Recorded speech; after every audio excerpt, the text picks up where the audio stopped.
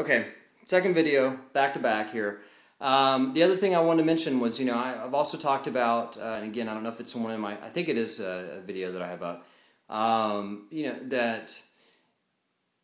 grew up a Baptist, and then once I got to college, I took a world religion class and saw all these similarities between religions and realized how ridiculous it seemed that my religion, that if you're not part of my religion, that you're going to this hell, which to me is it just doesn't make sense. And also, why all these similarities? Without getting too much into religion, but I do want to finish this thought. My idea is, I went to, what could probably be considered an atheist. And then, a few years back, I had this thought that came to me: what if really we're all God? That God is in all of us.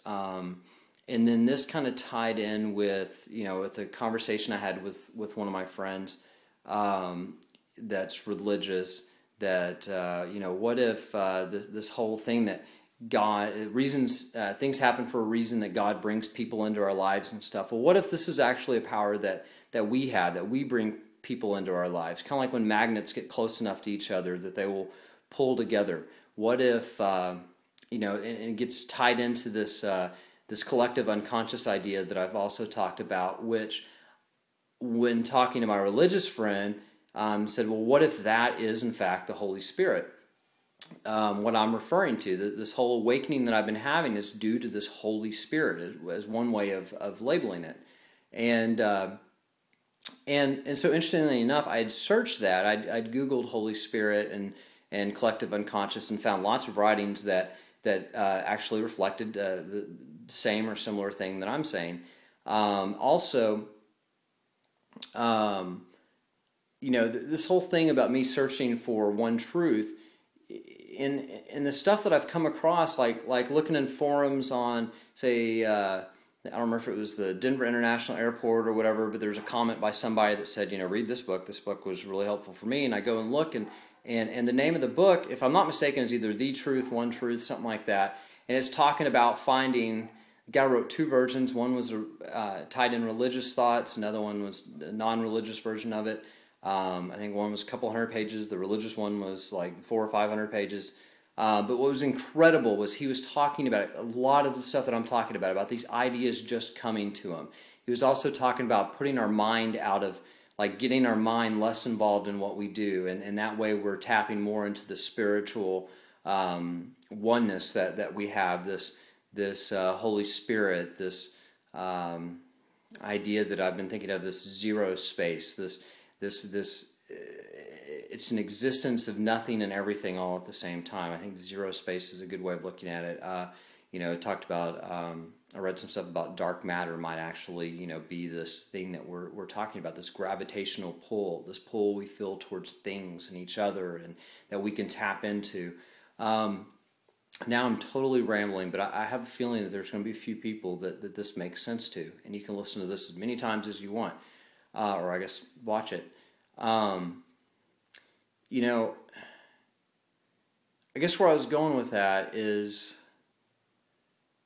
this thing that I read was so, and months later, from times that I've openly talked about things like this and shared and whatnot, this was talking about so many things that I've talked about, that these ideas come to us. You talked about the Beatles and how when they talked about the meanings in their songs, but then also how when they were asked about how they write the songs, he says that they just came to him, that it was by not thinking about it that he would get the songs and the lyrics and whatnot, which is very similar to what I was saying in one of my very, very early videos about how number one, the truth is not out there, the truth is in here. And also that it's not about thinking hard about something, it's about not thinking, about the ideas and the things that we make and create that come that feel like spontaneous, that just stream through us. Like when I used to get my papers done for college or graduate school, I'd wait to the last minute and I'd know that it would come, and it would, and I would just start typing in a fury. And before I knew it, page after page would be typed and my paper was done. It wasn't through deep deliberation and thought. The revelations that I have are not through deep thought. It's always spur of the moment stuff. It's talking like this when ideas come forward, and they not only feel real, but then they're also check the time again. But they're also proven to be real by, or not proven, but supported by the comments that I find in forums and things like that, which I don't spend a lot of time on. Every once in a while I'll get on and Google some things and see what I find. I just think that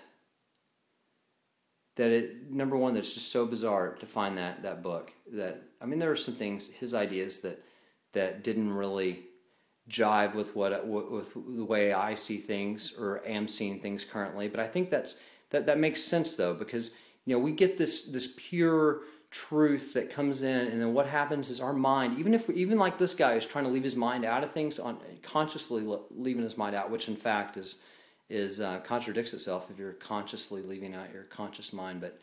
But it's going to get tainted. Like I started doing what I used to do when I was a kid, and I would take a piece of paper and a pencil and try to just open my mind and not pay attention to what I was doing, and just draw little doodles and lines and circles and squigglies and stuff. And then when it's all over with, stop and look at it and look for patterns and look for a picture in there, which is exactly what I was would find in what I was doing a few days ago.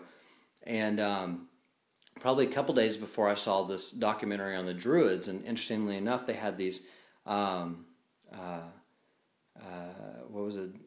divining rods or whatever they called it, these sticks that supposedly they would throw down on the ground and look for patterns. I mean, good grief, seriously? That's what I was just doing.